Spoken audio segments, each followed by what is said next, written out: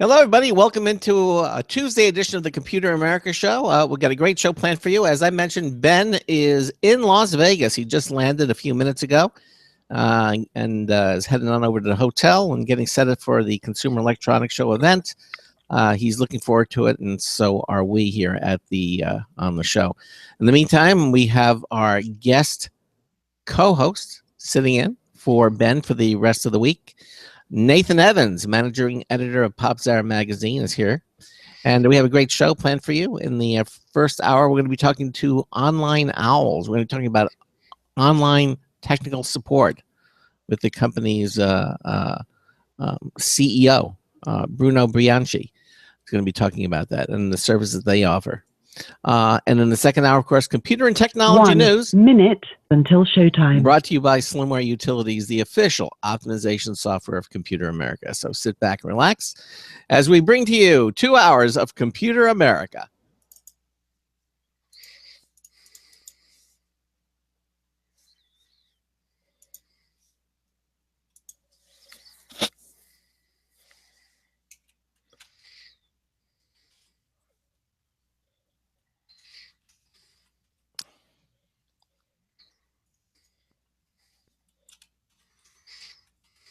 Nate, do you see me on the video on Hangouts? You see me, right? I see you in full HD. Okay. Not a full HD, but close enough. That's fine. All right, 20 seconds.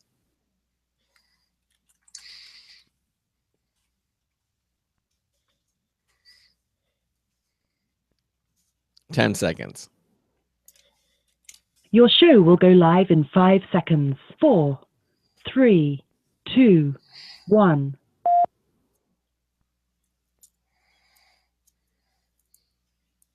Broadcasting live. It's America's longest-running national radio talk show on computers, Computer America. Hosted by national columnist Craig Crossman. Look for Craig's weekly column in your favorite newspaper. This show is being beamed nationwide at ComputerAmerica.com. Keep it here for technology news, computer products, guest interviews, and your phone calls. You're listening to Computer America. Hello, and welcome into the Computer America Show. It's the nation's longest-running, nationally syndicated radio talk show on computers. Computer America is heard around the world and coast to coast. And I'm your host, Craig Crossman. I'm your co-host, Nathan Evans, managing editor of PopZara, because Craig loves me so much. How's it going, Craig? Hey, Nathan. Welcome to the show. Nathan Evans, managing editor of PopZara magazine, is going to be joining us for the rest of the week, because Ben is now in Las Vegas, baby. Yes, he is. He arrived at the airport and he's on his way to the hotel, and he's going to be spending the rest of the week out at the Consumer Electronics Show, starting off with Showstoppers, the big Showstoppers event that we are present at, and we're going to be hearing from him starting tomorrow. I would think. So we'll work out all the details. But the show itself is going to go on as normal because we have guests and things that we're going to be talking about. And Ben's going to be lining up guests for the future. We may get a couple of telephone reports as well from the floor of CES. We're kind of working it out as we do it. This is Ben's first time out at the Consumer Electronics Show. And so, as with all first endeavors, we kind of do a little tweaking to make sure everything moves smoothly as possible. But hopefully things will move smoothly, and we'll be able to hear from him. And it should be very entertaining. It's going to be a lot of fun. I know he is going to have the time of his life. You're never going to see him ever again. Yeah, I know. He is where it's happening. I mean, everything that we're going to be seeing for the next year or even further is being displayed now at the Consumer Electronics Show. It certainly is a glimpse into the future of technology for the immediate upcoming year and beyond. So he is going to be in technology heaven out there. So many things to see, so many things to do. I don't think he'll be able to cover it, but he'll do the best he can, I'm sure. He's in good hands. He's in. We have mutual friends out there that are buttressing and making sure that he doesn't talk to the wrong people, if you know what I mean. He'll have fun. You'll never see him again the same way because he'll have lost his tech show virginity in Vegas. That's very true. Which is not as dirty as it sounds, actually. No, and perfectly acceptable. Yeah, listen, at his age to be out there in Vegas doing doing the kind of things that he's doing. I mean, it's really What could possibly go wrong? What could possibly go wrong? Exactly. But, anyhow, as I mentioned, Nathan is graciously accepted to be my co-host for the remainder of the week, Tuesday through Friday. And we're going to be have some of our regulars and some of our irregulars and guests. And Nathan's going to, I mean, look, with Nathan, when you're with us here on the show, usually you appear on a Friday and it's kind of like all over the road talking about movies, this and that. In the second hour, we're going to be doing computer and technology news. That's brought to you by Slimware Utilities, the official optimization software of Computer America. And we got some great stories. We're certainly on the same track because one of the stories that Nate picked, we actually did last night. So we're certainly on the right track there. But Nate always adds his particular editorial flavor viewpoint, to different things, and certainly very entertaining. And for what I've heard, I mean, everything you say, which I'm in line with you on. So, well, I appreciate that the doctors have adjusted the meds, so I should be fine. Exactly. So that said, that we're going to have our first hour guest is going to be from a company called Online Owls. Now, with the advent of broadband being just generally available now, when you need help and you have no one to turn to, online technical support is like the up and coming thing today, because they can with broadband they can go into your computer, take control over it, move the mouse around and do everything as if they were in front of your computer, but they're not. They're at a remote location and can solve so many complex problems, and these are becoming much more available. There are a lot of services out now that will do this. We're going to be talking to Online Owls. They're based out of the Washington D.C. area, and Bruno Bianchi is the CEO of the company, and he's going to be talking about. But it doesn't matter really where you are, even though they're in D.C. They can deal with work on your computer no matter where you're located. So, and we're going to be talking to him about that. It's going to be an interesting conversation. If you have a comment or question for him, for me, for Nathan, we'd certainly love to hear from you. Give us a call at 347-884-8881. 347-884-8881. I'll get you on and get you through. If you're radio shy and you just don't want to go on the air, we know how you feel. You just go to any page at our website, computeramerica.com. In the upper right-hand corner, it'll say submit a question. That's on every page there. Just click on that link. It'll take you to our question submission page. You can type it in, and I will see your question immediately, and then we'll ask your question on your behalf to our guests, or your comment or suggestion, whatever it is. Now, normally Ben does the live video stream. Ben, of course, is in Vegas, so we don't have that for this remainder of this week. However, if you want to watch the show and see yours truly, you certainly can watch us. And you can see Nathan picking up a car, his video feed. Just go to any page at computeramerica.com. And click on the Show Lounge selection. It's on every page on the pull-down menu there. Just click on it. It'll automatically launch the live video stream. You will join the show in progress no matter where we are at the program. If you're doing it between 3 p.m. and 5 p.m. Eastern time, Monday through Friday, okay?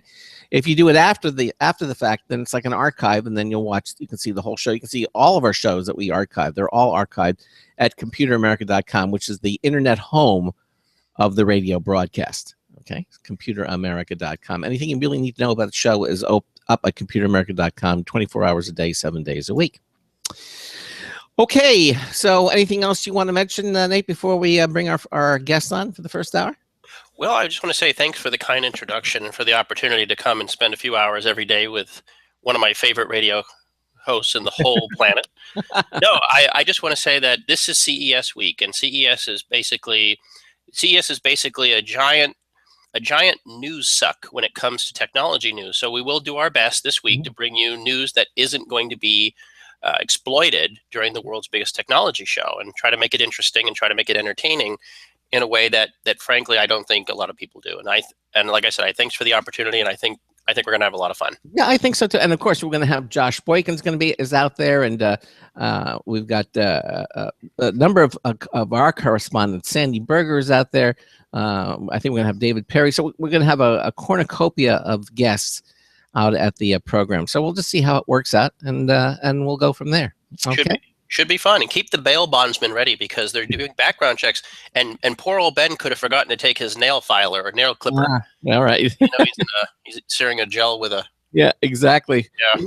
We didn't give him that extra little tip. Okay. Stay away from. Hey Ben, if you're listening, stay away from bathtubs filled with ice cubes. I got it. Okay. And count your kidneys in the morning. I know. Okay. You don't need two. Yes. Yeah, you do.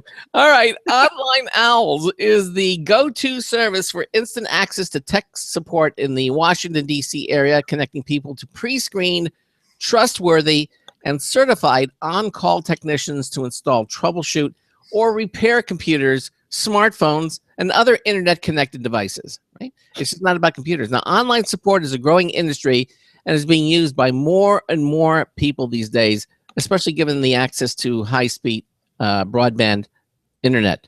So here to discuss online tech support and the industry in general with us is Bruno Bianchi. He is the CEO of Online Owls. Bruno, welcome into Computer America. How are you? Hello, thank you, and Happy New Year. Happy New Year to you. Happy New Year. Yes, exactly. Thanks for being here with us, Bruno. So you heard my introduction with Online Owls, but why don't you tell our listeners a little bit about your background and what prompted you to start yet another online technical support service? Because I know there are a number of them out there, and we'll get into that issue too. But what prompted you to start Online Owls? Yes, thank you, Craig, for first of all having me on your show. The evolution of IT support has increased dramatically with new devices. There are now estimated 7.5 devices per household. And obviously for businesses, it's numerous. So that's just increasing as more products come out. Apple comes out with a new iPhone, iPads. So mobility is big. So, Desktop Consulting was a business I had where I did managed service provider, was a managed service provider for law firms in the DC area. And, we after hours, we get a lot of calls from my clients and family members asking for IT support. And it was always really frustrating for me because, I'd be having dinner and I would get these calls, or I'd be with my kids. So it's very inconvenient. And, Craig, as you must know, because you're the IT expert probably in your family, you probably get a lot of calls from your family to help them out with their IT issues, or, that's just kind of the part of being the family of the IT guy. So, I was having dinner one night with my brother, Gio, who also works with me in Destro. And, we were eating dinner and we had a call. And this client was a lawyer, a law firm, and he was adamant about getting service right then and at that time. And, obviously we couldn't do it. And we're like, okay, what are the alternatives? What can we tell him to do? And, the option at that time was, it was 8 o'clock at night. And it was like, maybe the local store is open. Maybe you can take it to the store. Because this was his home computer, right? And take it to the store and maybe they can do it. But, he was like, I don't want to haul my computer there. They're going to charge me an arm and a leg. He's like, I need something now. Yeah. And so, my brother and I, we looked at each other and we're like, well, that's interesting. Is there anything out there? And there wasn't anything at the time. There wasn't like an Uber IT support. We're like, why isn't there anything? Why isn't there an immediate IT support? So we came up with Online Owls to fill in that void. Fill in the void where home users or small businesses, when they need IT support, they call us and we're right away. So it's immediate, affordable, and secure IT support. And then that's how we came up with the idea. We came up with the idea about November of 2014. And last year in October, we did a whole bunch of research. We launched in October of last year. We did a lot of research. We went to Dublin, Ireland. We wanted to make sure that we understood the customer's needs. And there was this big need of on-demand IT support. Craig, as you know, you can probably get a masseuse to come to your house within an hour. You can get beer delivered to your house. Why can't you get IT support either remotely or on site at your house within an hour. So that's what we're focusing on, the whole immediate instant access to a tech guy. Do you think Amazon and companies like it, not many companies like Amazon, but really felt the need for the instant gratification? That's basically what we're talking about. Ordering something, and it's not only first it was 2-day air. We get to you no charge. Then they started the Prime, and then it was like next day, and now it's like the same day, and now they're doing within how many hours from the time that you click buy. I mean, getting this instant gratification. We're becoming an instant gratification society. Maybe we already were, and now we're just taking advantage of this. I mean, although I have to say, I have to say when my computer craps out and doesn't offer, but when it goes, man, I want to get that thing fixed real quick, like in the matter of moments. I want somebody to come in and get it to be fixed. So you think this is just a general state of mind? I think it's a response. Bruno, Nathan here. If you've ever been to a Best Buy or any of these places that offer boutique customer support for IT or any type of computer stuff, it's a hassle to go down there. But then even if you have a big problem or small problem, they don't treat it a la carte. You're put into this horrible system of which, you have to have your privacy invaded. You have to stand in line, ask questions, and then deal with someone who's a stereotype, someone in a white shirt with a black tie who's called a geek. And they may or may not be able to help your problem. And then you get charged regardless of it. And I was looking at the website, Bruno, and I think it's fascinating because it says here you guys are pretty much just based in the DC area right now. That's right, yeah. They so I know with these geolocation services, is it possible in the future that when you guys expand, is this going to be more regional based, or is it going to be specifically you have to go into a website and log in, or are you going to drive more customer relations through sort of applications and apps on phones and everything? So that's a good question. Going back to Craig's question about the immediacy of this, I think with Uber, with the car, it kind of opened up this idea that, listen, if I need a car now, I can go on my app and get it. Amazon, everybody's picking up. I mean, Amazon is going to be doing the drones delivery. So definitely the immediacy of whatever it is, I think it's always been in our nature, but now it's even greater now that the technology is there to support it. We want everything, we work long hours, and being at home, when we get home, we want to be with our family.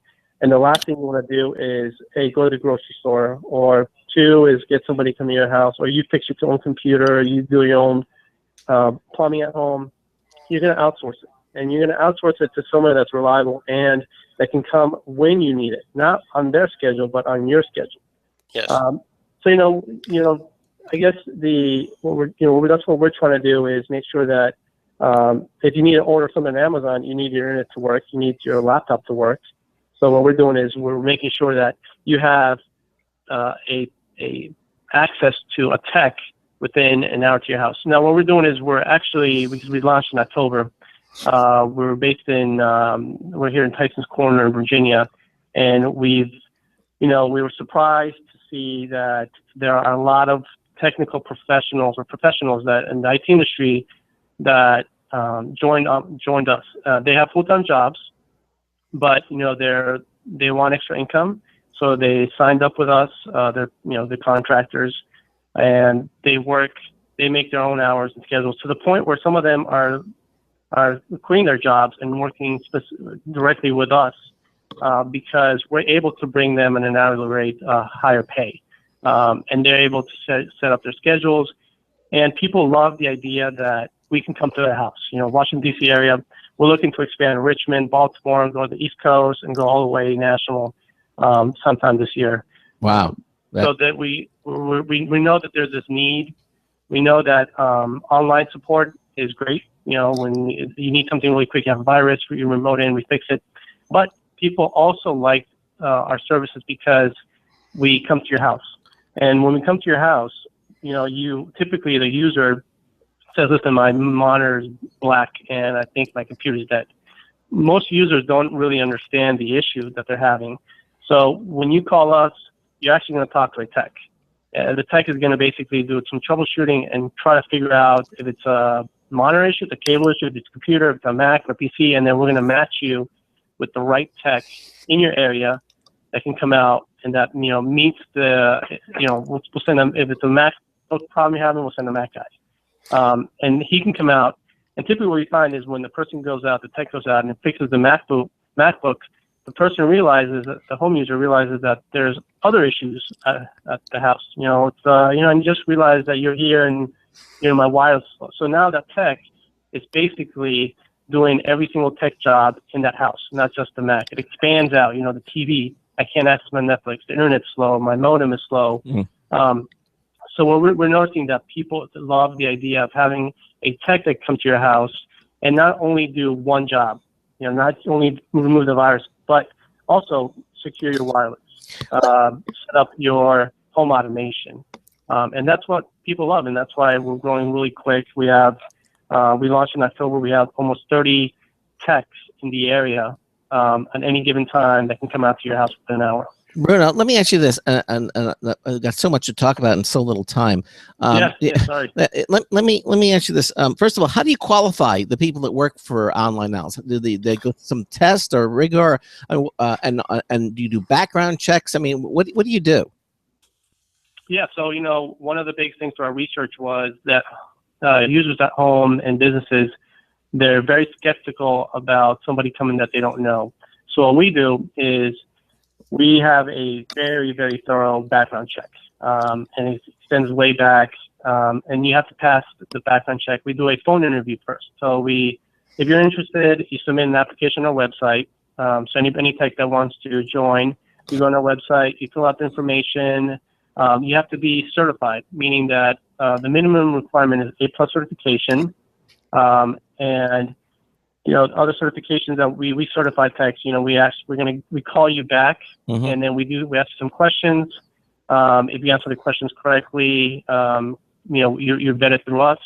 You pass the background check. Then what we do is we have an onboarding. So we have all the techs that have passed. We have them come in, and we just talk to them about what to expect at home, a home user, a business.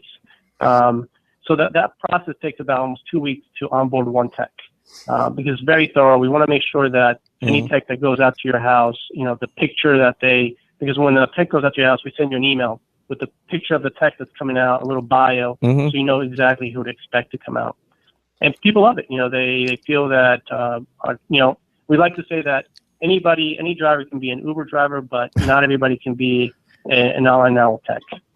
True. I mean, it's good points. And obviously, you're letting somebody into your home. You want to have some feeling of security that the person you're letting in there is it's not going to hold you up or take things. And that's very, very important. So you have to train. Now, I remember, when you talk Mac, which is interesting because that was my next question. Do you work both PC and Mac? Obviously, you say you work with Macintosh.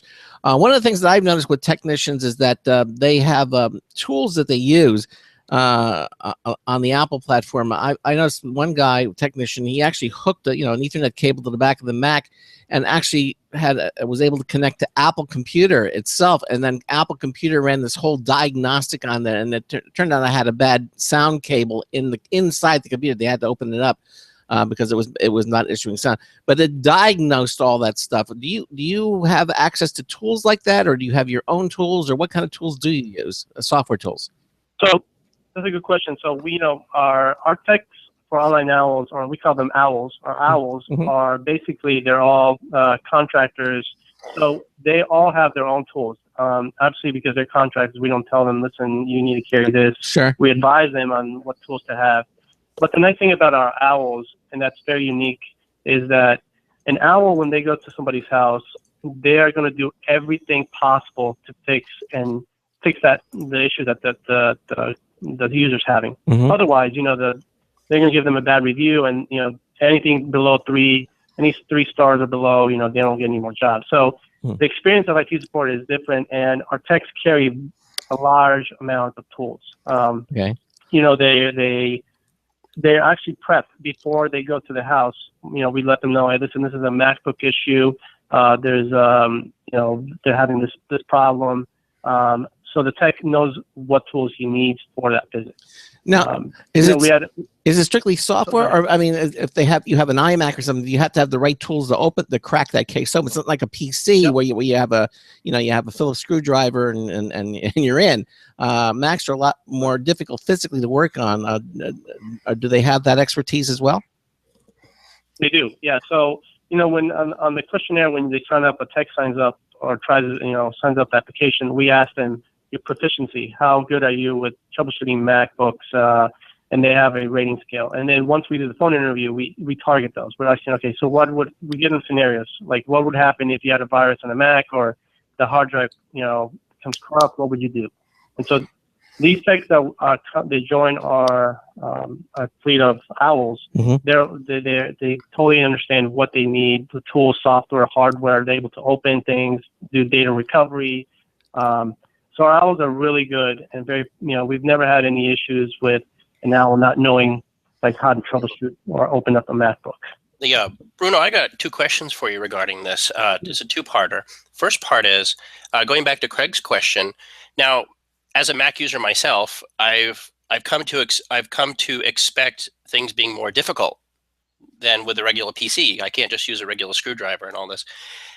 For your Mac technicians that come out there, or even for those with really difficult to access PCs, does Online Owl offer any type of insurance that in the event that something were to happen, or whether that be digital misplacement of data, or just in the case that something were to happen to the technology, is there any type of warranty or guarantee that if a tech does have a problem, that the user's PC or their data would be insured or covered? Or expand upon that. What if they're trying to open up and they scratch the glass of the computer, right. or it drops it or something? It's very simple to have, especially on a lot of, I hate to say cheaper made PCs where the quality build may not be as such, but and owing to that, on the second part, if you could, I know with Macintoshes, one of the big deals with them is that you can have Apple certified fixers. And so, for example, Apple will pay for Apple will actually pay to have your Mac fixed if you bring it to a Mac certified thing. And on the flip side of that, not to belabor it, but in some Mac products, opening them up voids warranties. Are there any type of scenarios in which Online Owls would be an acceptable choice for those? Yeah, so going to the insurance thing, we provide insurance for all our techs that go out. A tech can go to your house and tip over a vase and break it, or it's the insurance that are provided is standard across the industry, and all our techs are insured. Mm-hmm. Now, let's say when the tech goes out to your house and data is lost, before our tech is able to do anything, we make sure that things are backed up. Like we make sure that's one of the first questions the tech's going to ask: is your data backed up? And if not, then they have external hard drive, they connect, and they back up the data. Apple Fix. One thing the problem with these big corporations, Apple Fix, the stores or the local stores that you take them, is that these techs work on a script.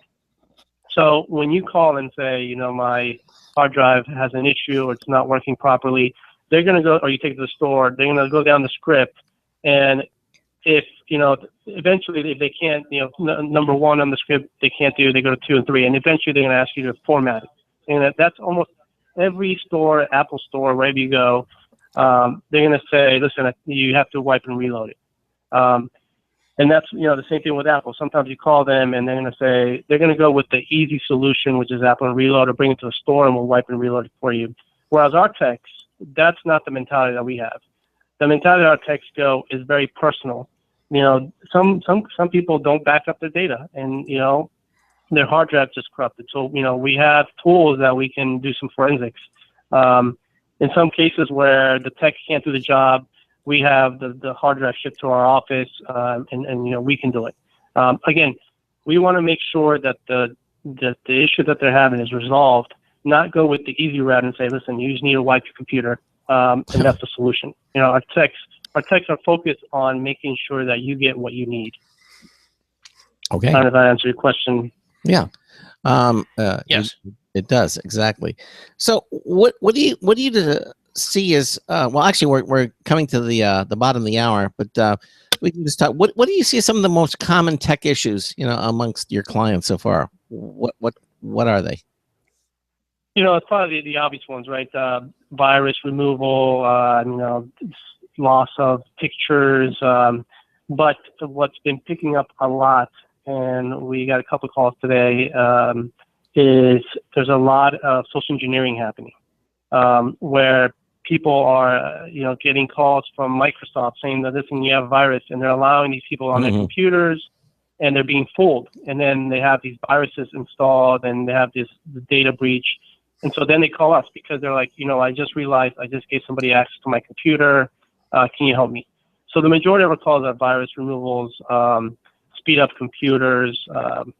But the biggest things that we're seeing the trend is that when we go to people's homes, they're having difficulties interconnecting devices. Devices now are easy to use, like an iPhone, but connecting that to your TV, connecting that to your wireless, connecting that to have your Nest connected to it, that's become very difficult, and people are calling, and it's increasing, and that's why our on-site support is bigger than our remote support. Wow. Because there's so many devices. Right, exactly. I'll tell you what, Bruno, we're at the bottom of the hour. It's the music is playing. It means we have to take a little break, and then we'll continue on with you. You're listening to the Computer America Show. Nathan Evans, my co-host for the week. We're talking to Bruno Bianchi. He's the CEO of Online Owls. We're talking about online and personal technical support. We got some commercial messages, and we'll be right back. You're listening to the Computer America Show. Sometimes disaster strikes. Data can be lost due to many different reasons. Accidental reformatting, power spikes, virus attacks. Zero Assumption Recovery provides a suite of highly effective and thorough data recovery software for Windows operating systems. ZA is suitable for home users and small businesses who need a powerful data recovery solution for Windows and Linux file systems. Go to z-a-recovery.com. Sometimes disaster strikes. Data can be lost due to many different reasons. Accidental reformatting, power spikes, virus attacks. Zero Assumption Recovery provides a suite of highly effective and thorough data recovery software for Windows operating systems. ZA is suitable for home users and small businesses who need a powerful data recovery for Windows and Linux file systems. Go to z-a-recovery.com. Hi, this is Craig Crossman, host of the Computer America Show. You have important meetings to schedule. Your company's getting ready for its IPO, and you're in charge of the PTA fundraiser this month. So how do you coordinate everyone to be available at the same time? Are you still using emails, phone calls, even text messages to schedule meetings with a group of people? How's that working out for you? Not so great, huh? It's a fact that every day, millions of people suffer from scheduling headaches. Well, with Doodle, scheduling meetings with a group of people is quick and easy. With Doodle, you can easily propose available times to each member. Each one checks off the times that they're available, and then you simply pick the time that works best for the group, all in an easy-to-read display that integrates with your existing calendar. Nothing could be more simple. Give Doodle a try for free, and like millions of Doodle users, you'll truly see how easy it is to find the perfect date and time for all your meetings. That's www.doodle.com.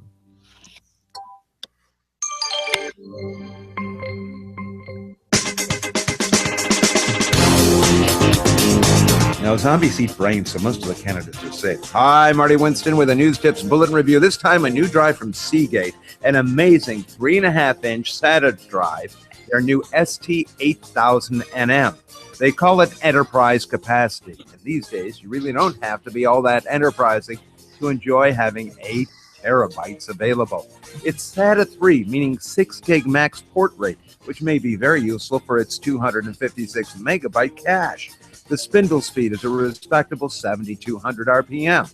Well, you could certainly run an Extreme workstation on this single drive. We prefer to think of it as prime for storing assets like documents and media files. Somewhat less subject to the churn of an OS, but that's only because we want it to last forever. Bottom line, the new Seagate Enterprise Capacity 8 terabyte SATA drives fit our highest volumes with no loss of elbow room. Marty Winston, News Tips Bulletin for Computer America. 33 minutes after the hour. Welcome back to the Computer America Show. Nathan Evans is my co-host for the week in Ben's absence, who happens to be out in Las Vegas covering the Consumer Electronics Show. And we are both talking right now to Bruno Bianchi, who is the CEO of Online Owls, and we're talking about tech support. And just before the break, Bruno, we were asking you about some of the most common tech issues that you see among clients, and you were saying basically they were viruses or I mean, do you still have to do, is your monitor plugged in? I mean, how far do you have to go? You know, exactly. Yeah, it ranges from, really simple questions where sometimes, somebody calls us and we're able to fix their issue through the phone because it's something simple. The computer's not on. Okay, the cable in the back loose. Can you, make sure it's connected? And sometimes we fix those issues, and those are great for us because when they do have a bigger issue, they'll call us back. And we don't charge them, for that phone call or that quick fix. Yeah, exactly. So, okay, so, and of course, with things like malware and viruses, those are programs that pretty much there are programs to deal with those today. I mean, they're fairly common. All different types of them available. I happen to use Avast on my Mac. I really like it. It's a complete internet solution, but some people don't have the technical abilities evidently to use this. Although they're getting more and more easy to use. But you have the mindset people they don't want to nitpick, and they don't want to get under the they don't want to get under the hood of the computer. They just want to use it like an appliance, and then Right. and they don't want to be bothered with all this other stuff. And I can understand that. I mean, that's what we're aiming for. That's where we want to go. I mean, technically, I mean, today I can't even remember the last time I have it use the Yellow Pages or I mean, I do everything on the computer. If I want to look up a phone number, I want to find something, the first place I go to, it's the computer. It's just on all day now, and I think a lot of people are using it like an appliance. And when something goes wrong with it, it's like the refrigerator. They don't want to pop and start playing with the compressor, and they just want someone to come over and fix it and then continue on doing it. Now there are some guidelines that I guess you should, you can tell people, no, you need to have this, and you got to make sure that you're running this in the background or whatever. But do you monitor, or do you offer a service where you can monitor the computer, every week or two, just to make sure that everything is working the way it's supposed to? Like, what direction? Where do you see this headed? Yeah, so you go back to your question, your comment about antivirus. One misconception people have of homes is like, oh, listen, I have an antivirus. That means I can go on any website, I can click on any links because I am protected. That is like Wrong. I hear that a lot. Well, listen, yeah, I got a virus. I don't understand how I got it. I have an antivirus. Like I clicked on a link, I went to a bad site. Why am I getting viruses? So that's a big misconception. And one thing we tell our techs or we advise them is to educate the clients. 90% of security at a user or an office is security awareness. 10% is hardware. Mm-hmm. So if somebody knows not to click on a link, it's that type of mentality that needs to change, and that's what Online Owls is trying to do. We have a monthly plan, or we're going to be rolling out one this year, where we provide, on top of the, our remote and on-site support, Mm-hmm. we also offer training and security awareness for your family. It's really important for you to understand. So we're able to remote in when you need we are able to have a managed antivirus, meaning that if you get a virus, our knock center gets the alert. So it's not just a standalone. I understand. So that's what we're rolling out also this year. I understand that, but where do you draw the line? I mean, it's like you need to be trained to use this, but you want people to use it like an appliance, as so many people do. Yeah, you want to use the new toaster. You don't have to take a course to learn to use the toaster. You just use it, and and it's got to get to the point where so people don't have to be concerned about that stuff. But Craig, when you buy a toaster or most appliances, they actually put those warning labels: "Do not stick forks. Do not put water." Like the company manufacturers, they don't take anything for granted. Yeah, I've seen that. That's true. Sadly. So, I guess you do need to have some. You have to be aware of some of the things that are going on, and social engineering. That's basically where they do something clever, so you'll click on a link to go so that they can do something bad to your computer. They're getting more and more clever. I mean, the it used to be bad grammar, and you could tell immediately it was coming from something that wasn't represented. It was not Microsoft, or was not a company. It was just some I trust that Nigerian prince. Yeah, exactly. But now they're becoming so clever. I mean, what was the one just the other day? They sent I got something from PayPal saying that your purchase of such and such. It was here. Click here if you did not make this purchase. And of course I didn't click there. But I hovered over it, and it didn't go to PayPal. I went to something called PayPal, PAPAL. So PayPal. PayPal. Yeah, exactly. So, but they're getting more click. My first inclination was I didn't order that, or I think I got something from iTunes too, and say, hey, the record album you ordered here, is that just to confirm your purchase, we want to make sure that you ordered it, and click here to confirm that you ordered it. Well, no, I didn't, and I didn't want to click on it. But the idea is you need to go to the place. You need to go to iTunes and see if if there's something appearing on your bill there. Don't click on any links. But you know that, I know that, but a good many people out there just don't know that, and they click on it and they're in trouble. Yeah, it all comes down to security, like awareness. I mean, people would need to understand, and that's what we promote for businesses. When we go to a business, one of the first things we do is we have a 1-hour training session. We teach them how to use the product properly, how to avoid cybersecurity attacks. But you're right. I mean, it's really hard for somebody to, really understand everything on an iPhone. All the security, having good passwords. It's hard. It's got to be educated. I think school systems need to start putting that into kids. So when 15-year-olds now are hacking networks, and it needs to be promoted then and at families, and it's really hard. That's where we're struggling, and that's where we're seeing that the trend is going to go to, where more companies are going to focus on the education part of IT, instead of just the hardware piece and just giving you a device. Ben, Bruno, I have a question for you. Going back to your location, because you're in Washington, and I want to get into politics for a second for two reasons. One, for fun. First of all, if Hillary Clinton had used your service to back up her email, would it have been an issue? No, I'm just kidding. And so, I think it always would have been an issue.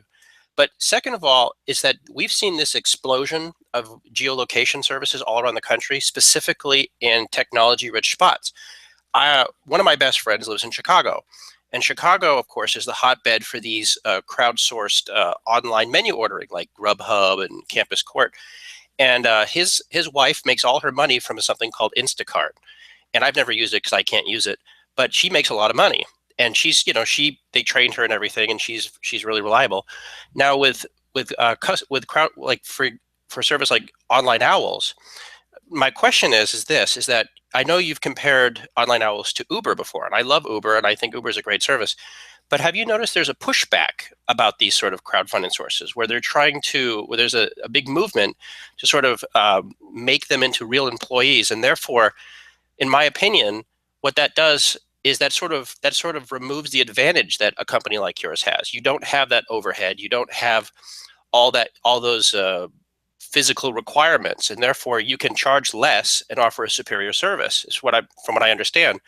Have you noticed this trend is to sort of curb geolocation services and just sort of make these entrepreneurs into actual employees? Yeah. So we thought that with the Uber and with the bad the reputation that they get, that might affect our business. And when we say we're the Uber of IT support, some some newspapers and outlets have labeled us as the Geek Squad killers. Our focus, while we might be immediate, we like the Uber model, right? But our business is completely different because we're focused on the quality and making sure that the users get the right tech, and the tech also gets, a working environment that they want. A lot of our techs that we have, or our owls that join, we've had some of them be full-time with us. And we like that because we use them for the business side also, as a business. So we are willing to, when we expand to cities, we start off with freelancers and contractors, but the best ones, we convert them into employees because we want them to make sure that they're fully covered, they have benefits. So we haven't had any critics or any concerns from our techs or our users on that side. And I think, we're trying to really stick with the same. We go to cities and we just hire the best ones and give them the opportunities that they deserve and give them benefits and make them employees. Sure. Now, shouldn't a company like Online Owls be a Geek Squad killer? If you offer a better service and you offer a better service to the community and to the users, then you would have the better product, and therefore you should be more successful. You should disrupt the market, shouldn't you? That is our focus, and that is our goal. Our goal is to disrupt the experience of IT support. Yes. That everybody gets at their home and at their business. Yes, that is our goal. Yes, that's what we started Online Owls. I would say from experience that everybody listening right now, if you had to rank the quality of IT support in your personal lives, it would probably be towards the bottom. No one likes having to call and listen to horrible hold music for 2 hours, and then you hear the dreaded question, "Oh, please email us your problem." Well, if you don't have email, how are you going to email a problem? So if my other suggestion about this whole thing, in regards to geolocation crowdsourcing, is that if Online Owls meets any resistance, how can you show the community that what you offer is a benefit as opposed to a detriment? One thing we do is when we have partnerships with building complexes, right? Mm-hmm. And it turns out that once we go in, we get a couple of techs in that building complex. Neighbors start helping neighbors out. You realize that you go online on Owls, you request a tech to come out to your house, and it turns out it's your neighbor down the street that comes out. Mm-hmm. So we're helping communities help each other out. And it's building up, people want to have some extra income, so they join up, and they're able to help their neighbors. Their neighbors need help. Somebody locally comes over. So people love the community feel that, listen, not a complete stranger is going to come to your house. It could turn out to be your neighbor down the street that will come out. And people love that. I think it's picking up. Isn't that funny? That's how it used to be. That's how it used to be, at least in America, where you'd have the neighborhood handyman or the neighborhood butcher or the neighborhood artisan who would come over. And now, we've replaced that with big box stores. It's sort of been a loss for that sort of, like you said, familiarity. But we're getting back to it. But yet again, it's the flip side of that is that I mentioned one of the services that I use is Avast for malware and everything. I use it on my Mac computer, and when I asked the tech where he was located, he was in Russia. I went, whoa, right. So I go, isn't that where all the bad guys are? And he laughed. I said, he's no. I mean, it was obvious they have a lot of legitimate technology, but they, you wonder sometimes, who's getting into your computer and what are they doing? It's a little unsettling. Yeah. And tech support has lost that personal touch. Like you said, Nathan, personal IT support, people cringe when they need it. And we're trying to change that experience. Something that our owls do is, like, they come to your house and you need a new router.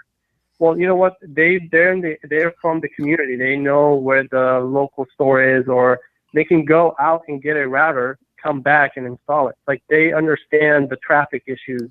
Like, they're able to have a conversation with you about the local community, what's happening, and it's great. I mean, we've got great feedback.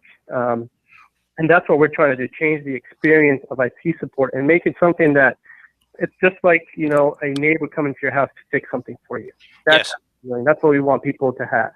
You know, there's one more element I was going to ask you about, Bruno, is that when you call tech support companies, for example, if I have a Dell or an HP or even an Apple, I call a Dell, HP, or an Apple, or they tell me to call the place I bought it from, which would be Walmart or a Best Buy. So next thing you know, I have to call 10 different companies to fix 3 different problems. And there's always the element that they're going to try to upsell me something. And I think what that does is it creates this whole negative experience where I just say, I'm not going to even bother. I'll just turn it off and use it as a coaster. But what you're saying is that you bypass all that with Online Owls and you allow the technician who knows what he's doing to come in and actually fix, I know this is shocking, actually fix the problem. Yeah, that's right. You know, another thing too is when you go, like you said, if your internet goes out, right, you call your ISP provider and you're actually going to say, so you know what? It's not a problem. We can ping your router, and that's it.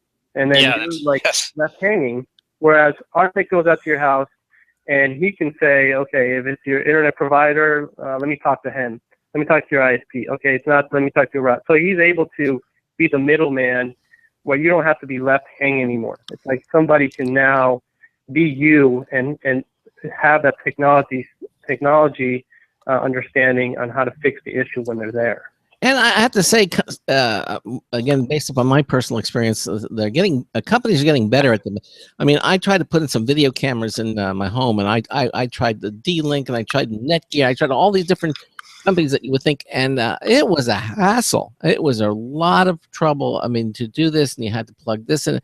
I installed Nest's newest video camera. It was a cakewalk. I mean, it put it in, it did it, it logged in. There was a little barcode that you scanned. It knew all the serial numbers, and I had it up and running in about 5 minutes by the time I had it out of the box. It was a wonderful thing. So, you know, hopefully more things will become easier to install like that. But right now, they're still few and far between. At least it's been my personal experience. But they are getting better at it. And by the way, I highly recommend the Nest camera. It really does the job quite well.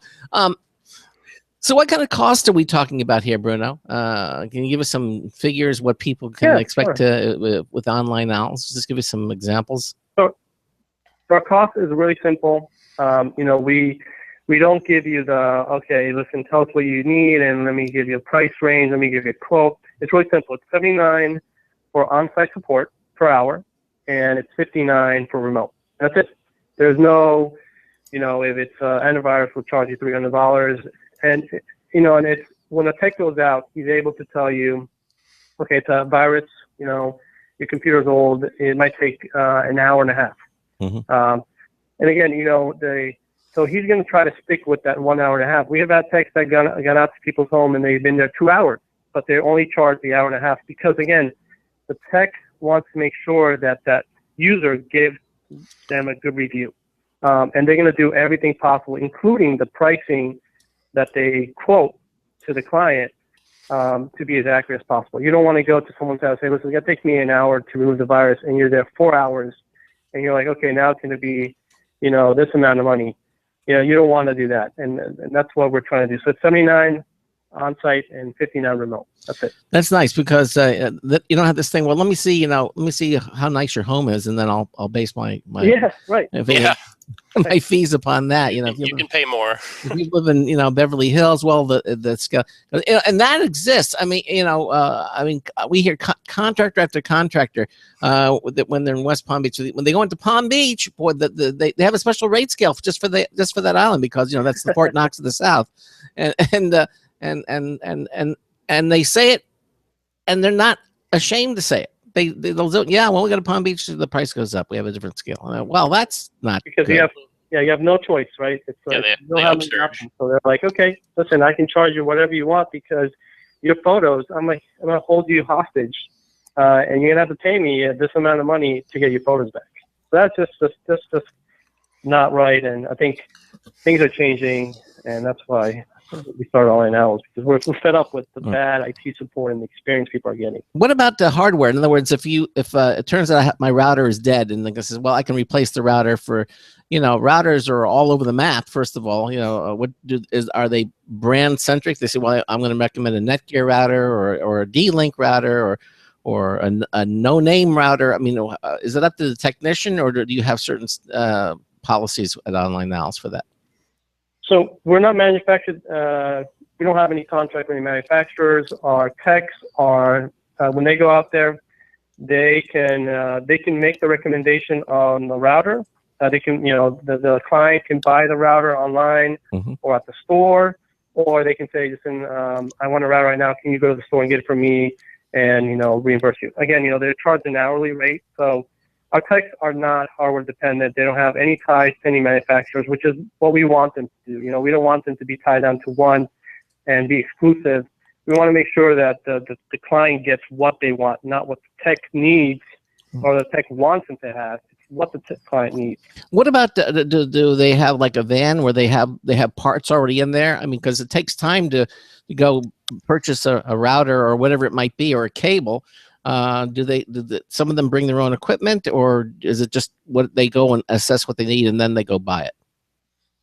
Yeah, most of the time they assess what they need. I mean, our techs, our owls, they usually have like an external hard drive just to make sure they can back up data or move stuff around. They have the essential tools, but routers varies upon the house. If it's big, you need maybe an access point. So they don't carry. Some techs carry them. But we tell our techs, make sure that if the client needs it, it's very transparent. We tell them, okay, this is how much it's going to cost at the store. I can go pick it up, or you can buy it online, and then when it arrives, I can come back out. No, Bruno, I got a quick question going back to what Craig said. He was talking about putting Nest cameras in his house, and of course, this being the week of CES, one of the major exhibitions that's going to be on display are going to be what they call the Internet of Things. The cameras and the refrigerators that can talk to you, and you can talk to like a therapist.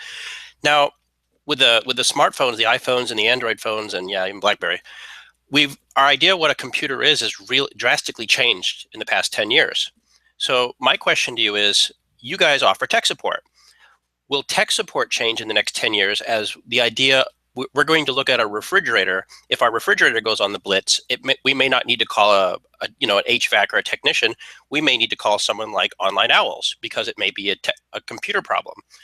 Are you guys researching or looking into the idea of this whole new IoT market opening up for tech support? So we did a lot of research on this, and so what we do is we provide IT support to anything at your house that connects to the internet.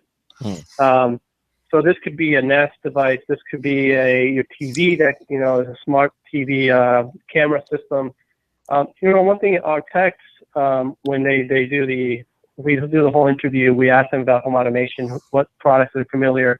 Most devices that are home automation, they just require you to connect to your wireless router.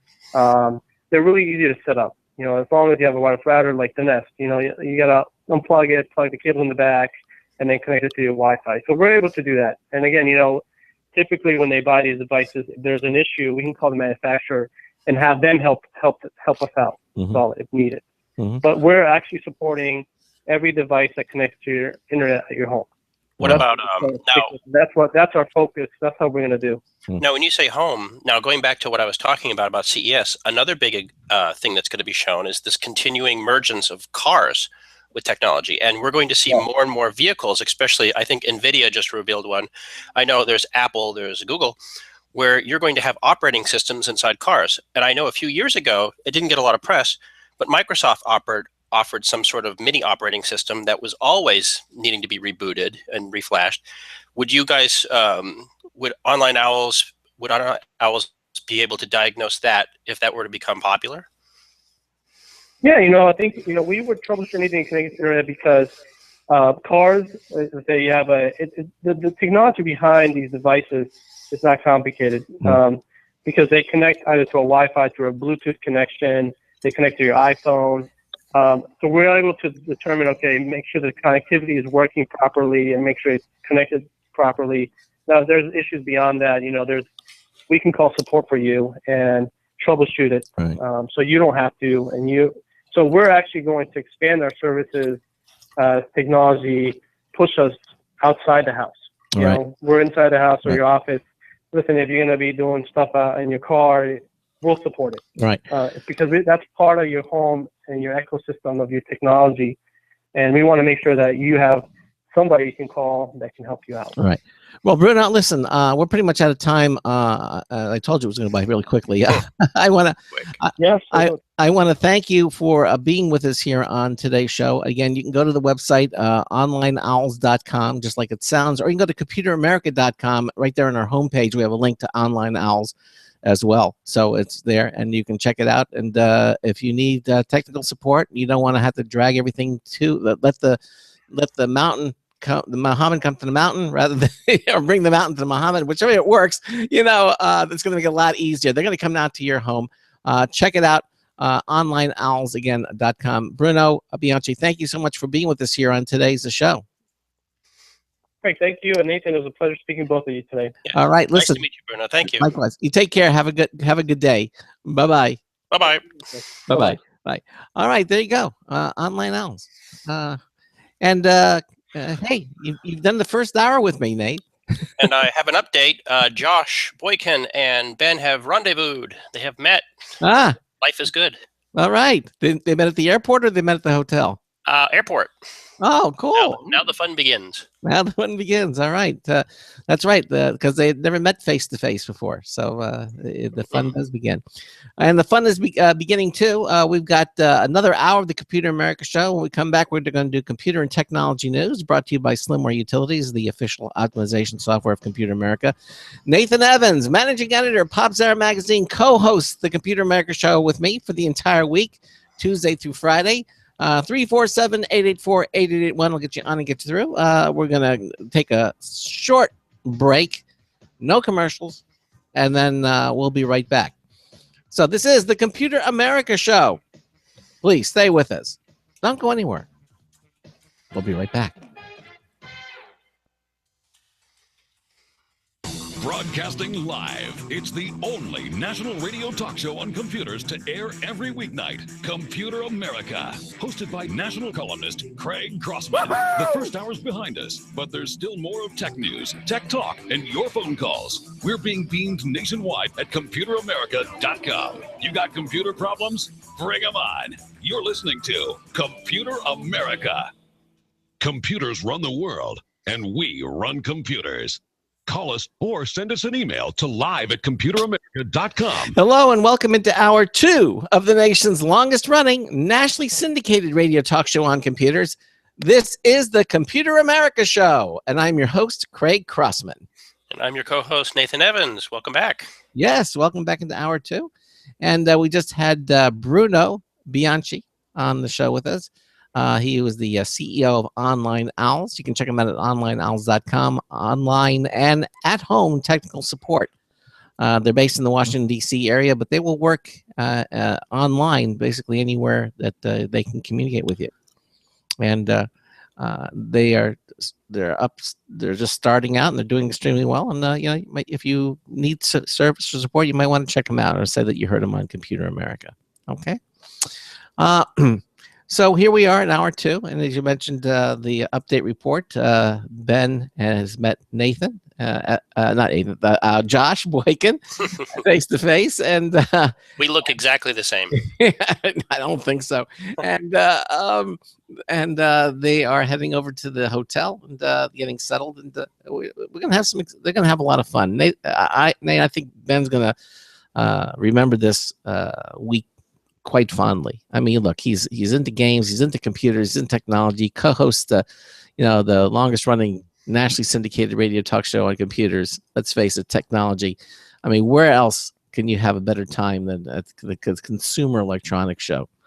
Like a window to what's coming out here. They're unveiling the first 8K TVs, 80-inch 8K TVs. Are unveiling those. He's going to see this stuff. I mean, they're going to have some amazing things out there. and even the small little things that you don't hear about. That's part of the fun.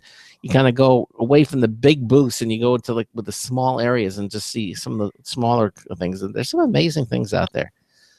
He's going to have a lot of stuff to talk about when he comes back, and can't wait to hear about that. So in this hour, as you know, we do our computer and technology news, and we have a lot of interesting stories. But we keep the phone lines open. If you have a comment or a question, 347-884-8881, 347-884-8881, or click on the submit a question on any page at computeramerica.com, and you can check it out for yourself. Someone's already did it. We just had a question. It's basically a comment, because sometimes we say, we like comments too. This is from Jonathan, and he says the topic is CES. And he says the Micro Drone 3.0 from Extreme Flyers will be announced at CES on January the 6th. So there he is, and he actually gives a link to that. That doesn't sound like a native thing at all. Yeah. It sounds like. I just sent you the link to the page so you can take a look at it. But it's Jonathan, we appreciate that. And as I said, there are going to be some really cool things. And drones obviously are certainly a hot topic to talk about. Very. Yeah. Here it is, the Micro Drone 3.0, flight in the palm of your hand. This is a little from Extreme Flyers. So little tiny drones that they have. I'm going to be showing this. This is in booth 25822. I got to send this link to Ben. He'll check it out for us. So we're going to do some computer news. Anything you want to mention? How you holding up so far, Nathan?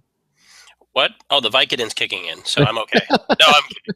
I'm kidding. No, that was fun. It was fun talking about crowdsourcing. I actually, in my personal life, I actually have lots of discussions with people. I have friends who do Uber, and like I mentioned with Bruno, I have a friend who's almost entirely supported with crowdfunding. I love it. I actually think it's the most revolutionary thing that's happening in tech, and I think there's a lot of blowback from established businesses that are trying to derail it. Oh yeah. Well, I mean, we all the taxi cab companies are on strike against Uber. I mean, you hear this. Well, what's that? I have to say, Ben's first experience with Uber, which was today, he was going to take an Uber to the airport, and the airport he selected, unfortunately, was like 70 miles away. Oh goodness, a lot of money. And on top of the fact, it was like 6 a.m, and so the driver told him, surcharge. There's a surcharge, and then there's an airport charge. It was going to be over $200. And I went, you know what? I'll just drive you down. So I drove him to the airport this morning. At 6 a.m. That's another option is, of course, drive yourself and just park. It's like most airports charge, I think, like $30-$40. But no, it's fun. It's another thing that I think the listener should know, and I'm not trying to be, conspiratorial tinfoil hat, but the fact is a lot of this conversation is being driven by the tech community itself and the tech journalism. Tech journalism, for me, is almost an oxymoron because it's usually just native advertising. Hey, I got this coming out. Look at this product. Isn't this great? There are two major competitors for Uber. There's Uber and there's Lyft. They do the same thing. Right. Yeah. Uber's clearly been the favorite. It's very popular. And it turns out that a lot of the tech industry they share venture capitalists with rival Lyft. So, and they don't disclose this, which is, of course, a violation of ethics. So next time you're reading a story about Uber, notice how many, like Bruno mentioned, there's a lot of negative stories about Uber, but that hasn't translated into any sort of backlash. People really love Uber. Even in France, where it was tried to be banned, people still loved Uber. It's a great service. It's very well done. They're expensive, but they're reliable. Yeah. And I'm not trying to advertise them at all. I'm just from experience. No. But I will say, read into the source, because maybe the tech story you're reading that talks about how nasty Uber is, maybe they're on the side of Lyft and they're being ordered to do so. That wouldn't be unheard of. Be very careful about what you read and who you read it from. Okay, now I have to tell you, I just got a message from Ben, and he sent me two pictures. Uh-oh. Yeah, one of them is a food picture. It looks like ravioli with chicken fingers. I don't know. It looks really good though. Yay. And then the other one is this giant gold lion in a cage. And I'm not sure exactly where that would be, but it's not the MGM Grand, I wouldn't think. But he just took a picture of it. So he's already sending me pictures from Vegas, which tells me he's having a lot of fun. Oh, he will. 6 days of breakfast pictures. Thank you, Instagram. Exactly. This is what we can come to expect as time goes on. All right. Well, let's do some computer news. Actually, before we do that, tell us a bit what you're with PopZera. And I know you have a couple of representatives for PopZera. Yes. When you send out, what is their mission? I mean, I know what our mission is. Obviously, Ben talking. So, what's PopZera's mission to be out there? They're the grunts. When you have a show like CES, you have to expect three things. One, you expect some sort of organizational skill from the community. You say, okay, I'm a big company. I'm typically from China or Israel or America or Germany, and I'm going to go out there and show my wares. So you have everybody competing for the same thing, coverage. And not everyone wants the same type of coverage at CES. You have companies out there who don't care about consumer. They want to talk to the retailers, or they're trying to find venture capital for their super toaster that can talk to you in the shower. And that's why you mentioned when we were talking before the break, a lot of the stuff that you show at CES, Craig, will never ever come out in a consumer form. It might be a platform. It may be some sort of API. It may be a technology that'll get integrated. All kinds of cool stuff. A few years ago, some of the guys that were out there and saw the technology that would eventually go off to become the Microsoft Kinect in a very different form. And they're competing to be sold to companies like Microsoft or Apple or whatever. And so you'll never see the product that they talk about, but you'll see it, a version of it embedded in another technology. And that's pretty cool. And so what the guys from PopZera do is, first of all, nobody comes to PopZera to look for news, so we don't bother with it. Instead, what we do is that we talk about stuff, little capital S, that we find interesting, that we find beneficial to readers that they may be interested in. Now, one of my editors, Josh Boykin, who of course is a contributor to Computer America, he loves games. He loves games. He does your Gamer Tuesday. Yes, he does. So he's going to talk about games, and I don't want to give too much. I don't want to give too much away, but I know some of the technology has to do with micro consoles. It has to do with platforms. It has to do with cloud streaming. There's even one company, I forget the name of it. I think it's Achamps, that has a console-less gaming experience, which to me it looks like Simon Says. But who knows? It's really cool, because even if it's failed technology, these companies had what it takes to go out there and get money and go out there and show their stuff. This could make or break these companies. This could be their last line of defense before bankruptcy and insolvency, and they deserve to be treated fairly. And a lot of times tech doesn't concentrate on them. It just concentrates on the normal stuff, which is sadly cars, wearable tech, and VR. There's more to CES than those things. There's lots of cool stuff. There's robots. There's all sorts of weird, wacky things. And I hate to be racist, but the Chinese exhibitors are always the most fun, because the English isn't right. We call it English. And they're always exhibiting stuff that frankly wouldn't be allowed because it's considered bootlegs. But it's fantastic. Anybody who's ever been to New York, Chinatown, or San Francisco knows what I'm talking about. You find the best stuff off the beaten track. There you go. Well, so that's their mission, and they're out to find the cool stuff. And I think that's better. Everybody wants to find the next best thing, and if you're going to find it, chances are it's going to be out at CES. And they pay a lot of money. Companies pay a lot of money to exhibit out there. Oh, yes. Yeah. And I can't tell you how many times I've been to CES where I talked to some kid who's 19 or 20, who's dressed in a really wrinkly white shirt, who can't speak a lick of English, but his job is to tell me about his product. And I feel bad because you can tell this kid is mostly from some province in China. They saved up all their money to send him here, and he's not qualified. He's not prepared, but he's doing his best. And that's the person I want to talk to more than anybody else, because this person, he needs success. He needs something. Yeah. And a lot of times it's their products that are the most interesting. So You can't get that on an email. You can't get that from a video. You need to be there. You need to smell it, taste it, exhibit it. And in Ben's case, just absorb himself in it, and he'll like it. Yep. Even if he hates it, he'll like it. There you go. All right. Well, we got some news stories to do, and I think we should just get started and do them. Okay.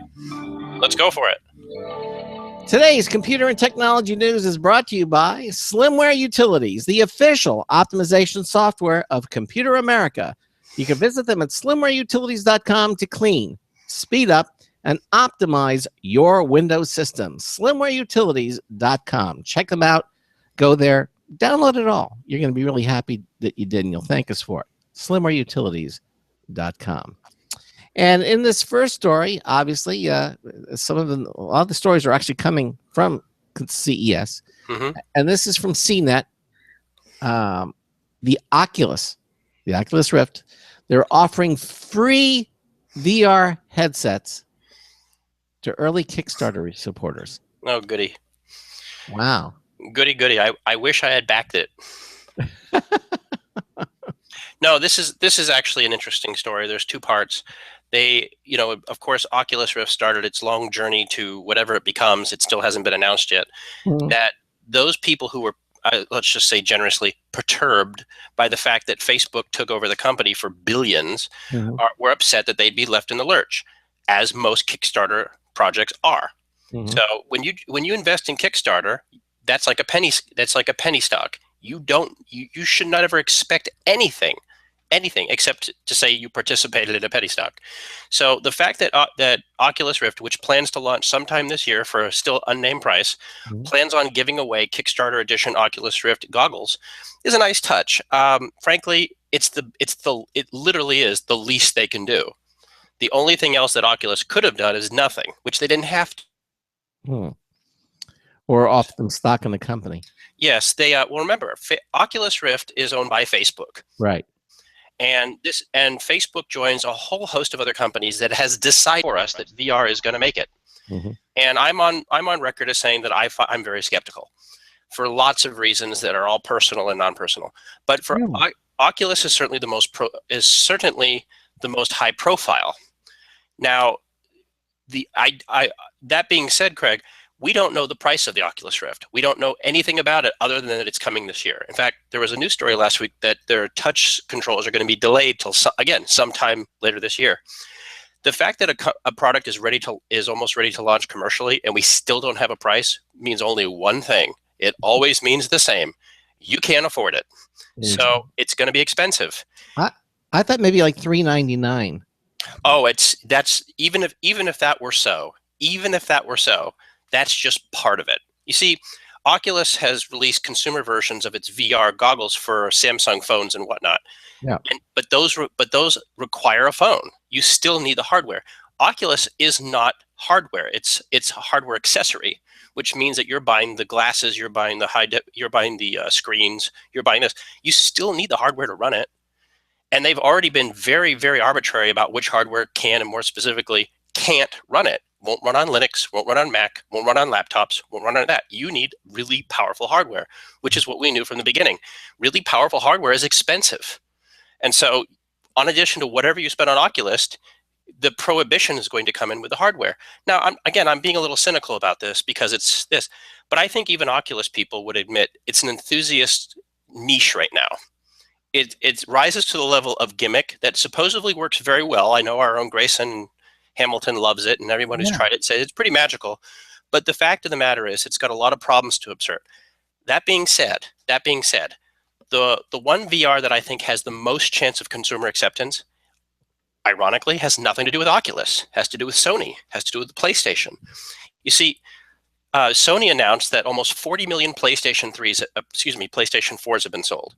That means almost 40 million people have the necessary hardware to run VR right now. That's an advantage over every other VR, especially Oculus, which we don't even know what's going on. So Sony has a VR called, I think it's Project Morpheus. I think it's called PlayStation VR or something. Yeah. So that's all you need. If you have the PlayStation 4, that's all you need. Again, this is Sony playing follow-up. So this is going to be a very interesting development to see how this technology, which I declare again, at this point does not rise higher than niche and hobbyist to see how it's accepted. And in its defense, it's a first-generation product. These are all first-generation products, which means that the average consumer should have no reason to go anywhere near them. Let them battle, let them have a price war, let them figure out how to make it acceptable and affordable. And then we'll talk. But if it manages to survive, then we can have a conversation about acceptance. But until this time, I'm just going to eat some popcorn and watch the battle. But going back to this quote unquote free Oculus headset, I'm happy that Oculus and Facebook decided to do this. It's a nice show of support for their own product, specifically that because the people they need on their side are the people that have always been on their side. It is very easy to turn a supporter into a critic if you don't give them their bottle. And a lot of these Kickstarter people thought that their whatever backing entitled them to everything till kingdom come. And that's not the case. So Facebook and Oculus do not want them leaving the group. They want them to be supporting throughout 2016. So that's why I think it has more to do with that than anything else. Sorry to be cynical. No, hey, no, I understand. I thought you were going to say the one was going to be the Google version, the cardboard. That would imply that Google has a history of making products successfully, and they have a history of making no products successfully, with the exception of maybe Chromecast. Mm. So Yeah, I mean, Chromecast is wonderful, by the way. I like it. I think it's decent for what it is. I actually think the true power of Chromecast lies more in its software. That if Google were to embed Chromecast software inside smart TVs, then I think that would be wonderful. It would be like an AirPlay, a ubiquitous AirPlay. But I think it'll happen. I think that's going to happen. I think Google makes horrible products, and I think they make really good software. And so I think that would be interesting to see Chromecast become an API. But I sat with you on this show with our friend Charles Tendell, and he was a Google Glass enthusiast, and that product failed too. And wait. Now, are you saying so you're saying the Chromecast is just an API that if you already have a smart TV, you just download the app and then and you're done? Right? I mean, or bake it into the TV technology itself. For example, well, because I mean, you have to buy a new TV. For those of us who have just bought, sure, that would be the selling point, right? The purpose of Chromecast right now is to turn your dumb TV into a capable TV. I wouldn't call it a smart TV, but a capable accepting the Google Cast. Future TVs could bake it in the same way they baked in Wi-Fi. It's just a codec. So yeah, bake in the casting technology. It would cost nothing. I mean, with a Chromecast, what is it, $35? You're basically buying silicon that doesn't even rise to the level of thumbstick. So it would be a big saver for Google, and they could just earn license fees off it. And I think they already know this, and I wouldn't be surprised if they're already starting to bake it in. I think some speakers already have it. Yeah. I think Sonos. I think there's so it's going to be interesting to see what happens. But the future, like Uber and Online Owls, is going to be software. The technology is good enough. No, I understand. Ben sent another picture. I think he's at an all-you-can-eat buffet. I think See you later, Ben. You'll never leave. Exactly. It looks wonderful. Oh, Vegas is filled with great buffets that cost nothing. Yeah, exactly. I said you can eat there for virtually nothing. So you mentioned that. Now, here's the other things. Like you mentioned the first generation. Let the go on. Mm. We did this. Ben and I did a story yesterday. It was from CNET again. I can't recall the name of the author, but he was saying that the next generation of the Apple Watch 2, is going to be unveiled in March. And they just came out with this, but here it is. You see, it's probably going to be thinner, better. The faster, Sure. smaller, longer battery life, whatever it is. And I said, sort of what you're saying. I mean, I remember I bought the very first iPhone when it came out. The very first iPhone 1. They didn't call it the 1. It was just the iPhone, and it was wonderful. But it was sorely lacking in ability compared to what it is now. And I've always been under I've always gone by saying the iPhone 4 or the 4S even was really the first true usable iPhone. Where things were going, and they had it's funny because a lot of people don't give Apple credit for being so credulous. The idea is they think, oh, Apple Watch is the first generation iWatch or Apple Watch. I've been on the show saying I'm not a big fan of it. And the truth of the matter is what Apple has done, and a lot of people will not say this, but I will, is they have seeded the innovation spectra that they've had under Steve Jobs, and they've seeded it. They no longer are innovative. They haven't been innovative in a long time. And that's okay, because you don't want to pay for a company's R&D. You do not want to pay to help Motorola, get the watch right. So what Apple does, Apple lets Motorola screw up. It lets Samsung screw up. It lets all these other companies, have this arbitrary deadline and say, we have to get this watch. We have to because people want it. No, they don't. Apple sold more watches in one day than all the other competitors put combined.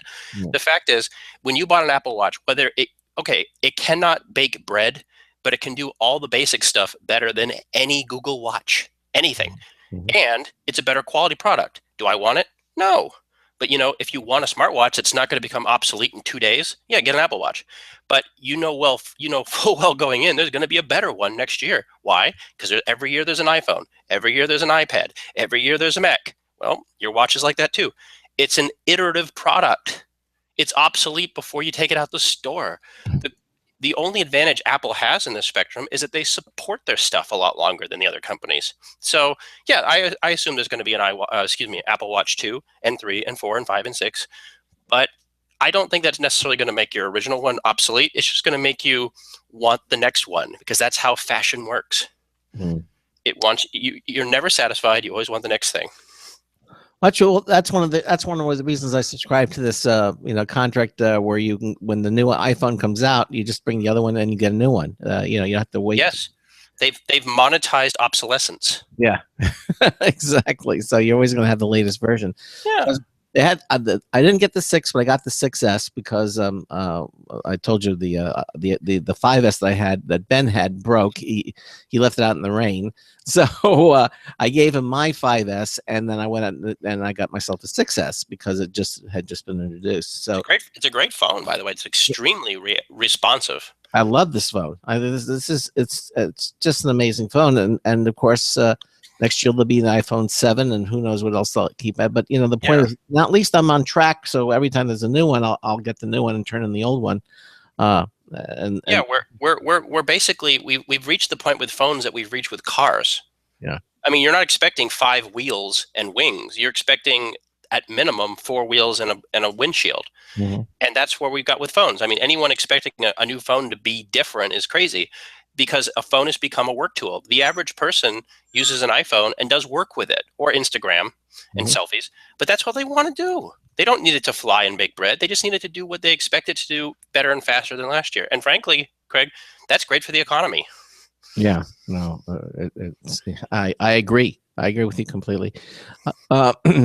So at this point, back to the news story. Oculus offering free VR headsets to early Kickstarter supporters, and that is a good thing. And if it's not a bad thing, yeah, not a good thing, but not a bad thing. It's like saying guilty or not guilty. Not guilty doesn't mean innocent. Not a bad thing doesn't mean a good thing. It just means that they're locking these people into Oculus and keeping them away from Sony and Microsoft, which is okay. I mean, it's better than nothing. I mean, when you back Kickstarter, the only thing you should expect is to be out money. That's the only thing you should expect. You should never expect anything else. You should never expect a product. You should never expect support. You should never expect it. You hope for it. But it's like playing stocks. You hope the stock goes up, but you be satisfied you don't lose any money. Yeah, exactly. Break even. Yeah, exactly. All right. Nathan and I are continuing to do computer and technology news. It's brought to you by Slimmer Utilities, the official optimization software of Computer America. And this next story here, this is from CNET, and this is from CES. A Windows 10 superphone is coming from an unexpected source. Yes. Yeah. Evidently known for its budget phones, Alcatel OneTouch now intends to compete against the like of Apple and Samsung, and Alcatel executive tells CNET. I'm laughing. I like when you said unexpected source, which the answer could have been any source at this point. Not to poo-poo it, but yeah, at this point, if anybody supports Windows Phone commercially, as far as from an OEM perspective, Mhm. if they were to announce that we've got all the support, that would be surprising. And that's not to poo-poo Windows 10 as a mobile operating system. That's not to poo-poo Alatec or Alcatel.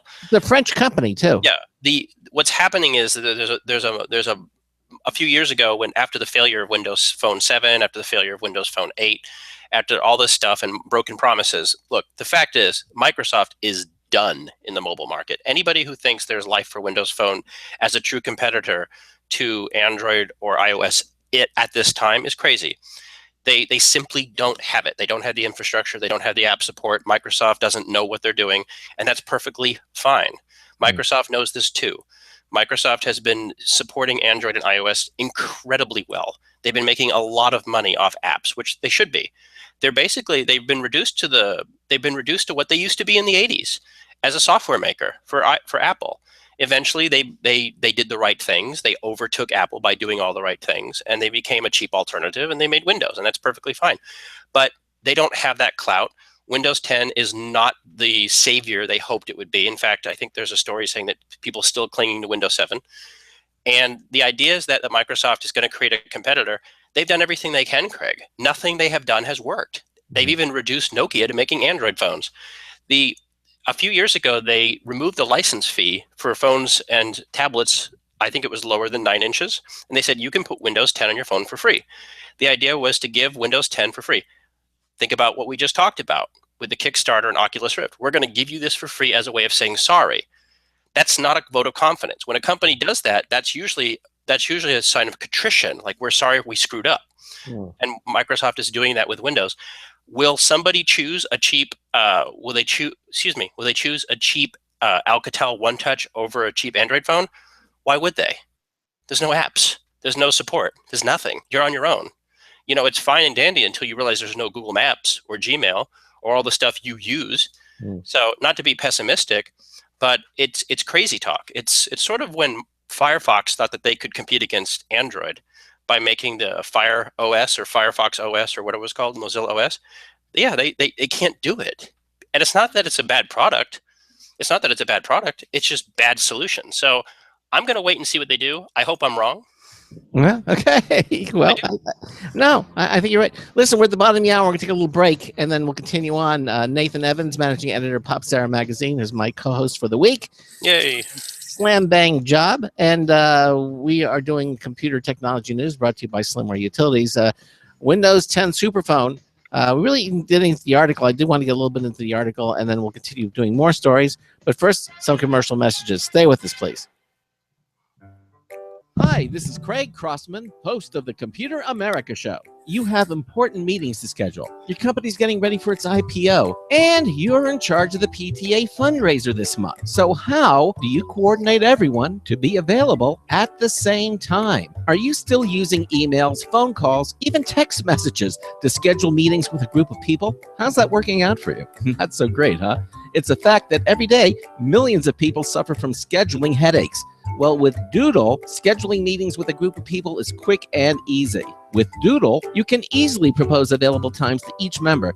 Each one checks off the times that they're available, and then you pick the time that works best for the group, all in an easy-to-read display that integrates with your existing calendar. Nothing could be more simple. Give Doodle a try for free, and like millions of Doodle users, you'll truly see how easy it is to find the perfect date and time for all your meetings. That's www.doodle.com. Looking for a best friend? Brother Wolf Animal Rescue has your best friend waiting just for you. The mission of Brother Wolf Animal Rescue is to help build a sustainable, no-kill community where no dogs or cats are ever killed for population control, where true euthanasia is reserved only for animals who are irremediably suffering or for animals who are truly a threat to society and with no hope of rehabilitation. Brother Wolf staff and volunteers go door to door, neighborhood by neighborhood, to educate citizens about local resources available for at-risk pets and to help their families connect with those resources. Brother Wolf's community-based approach to no-kill helps keep family pets healthy, happy, and in their homes and out of the local shelter system in the first place. For more information or to make a tax-deductible donation to this wonderful 501c3 organization, visit their website at www.bwar.org. Help to realize Brotherwell's vision when no animal is euthanized for lack of a home. Who's a good boy?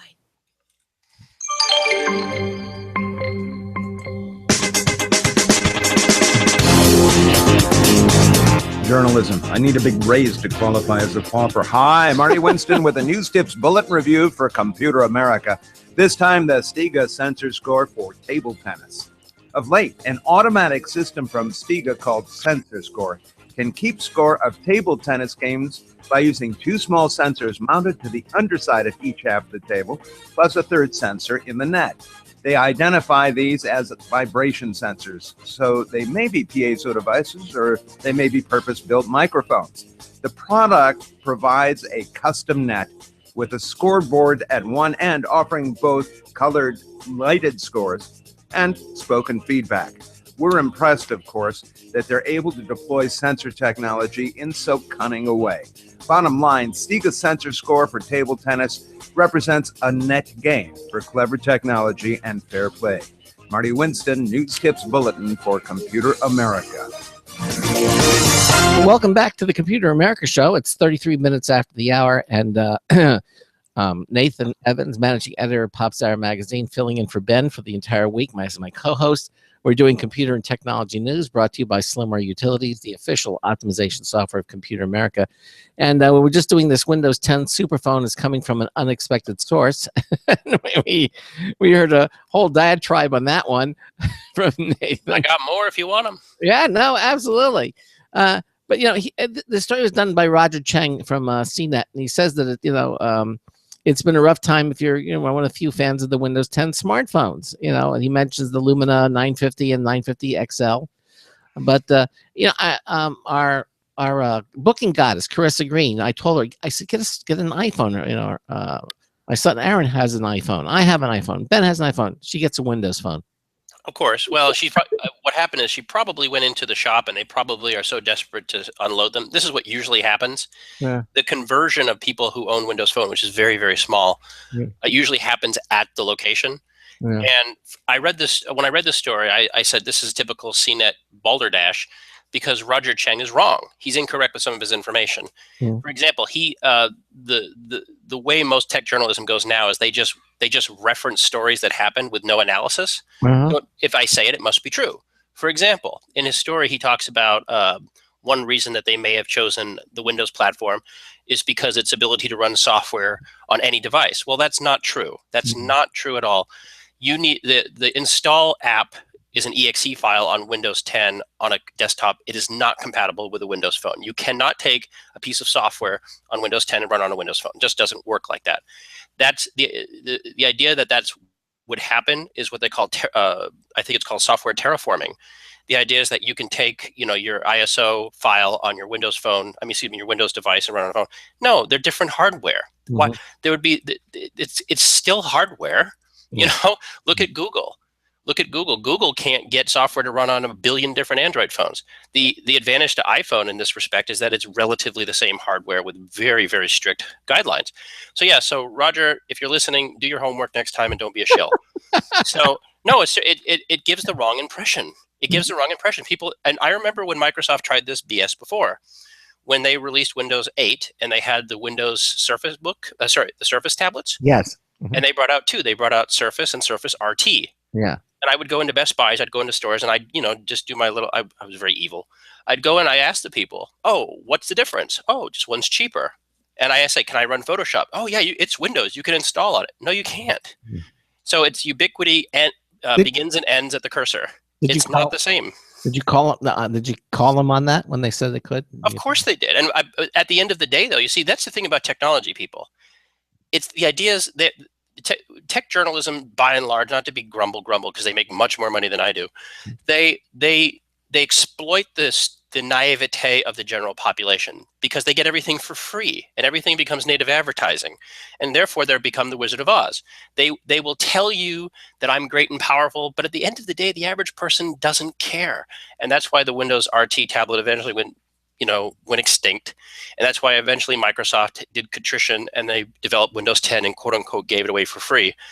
And I'm not seeing anything in this story that leads me to believe, because Roger didn't do his job, about why they chose Windows 10 for any reason over Android. There may be an underlying reason, but it's certainly, you are not going to run full Windows 10 software on a cheapo phone. It's not going to happen. You know what? My car, I have an old Nissan Maxima that that's barely alive. I can't use that to race NASCAR. I mean, it's got wheels, right? It uses the same gas. Yeah. But it's not powerful enough. And that's the way technology works. It's always been this way. It's crazy if you don't think so. Yeah, no, makes sense. And glad you called him on it, because, hey, Well, it's CNET. CNET has become, I like CNET generally speaking, but CNET, like a lot of these tech sites like The Verge, have become shills for advertising. And we all want advertising. No offense to anybody who does it, don't. But it when it comes at the expense of truthfulness or truthiness, as Colbert would say, then you're doing a disservice to your readers and you lose credibility. And you've lost credibility, Roger, because you're a bad journalist, because you didn't do your job. So there you go. All right. This of course, now Roger's going to run into the Pop Czar guys. There's going to be a dance off. Yeah, exactly right. Anyway, we're doing computer and technology news. Nathan Evan, managing editor of Pop Czar magazine. That's what we love about him. This is it. He gives you the real stuff. And we are doing this computer and technology news. And this next story again from CNET. So, yay! Yeah. By the way, CNET is usually at CES, at Showstoppers, and we have talked to them in the past, and they do have really great people over there. But if they are listening, guys, show some spine. Do a little research, please. So. Okay. According to this article here, it says PlayStation 4 sales nearing 36 million after adding 5.7 million just this holiday alone. Very impressive. We kind of touched on this before with VR, is that Sony has done a shockingly awesome job selling the PlayStation 4 hardware. And I think it's for two reasons. One, it's cheaper, and they had lots of really good bundle deals, and they price reductions and everything. The PlayStation 4 is universally loved by people who buy hardware. It's not so much on the software side, and I think part of that is because the Microsoft's Xbox One console has not sold like gangbusters, so there's less competition there, and the Wii U has not sold anything, so there's no competition there.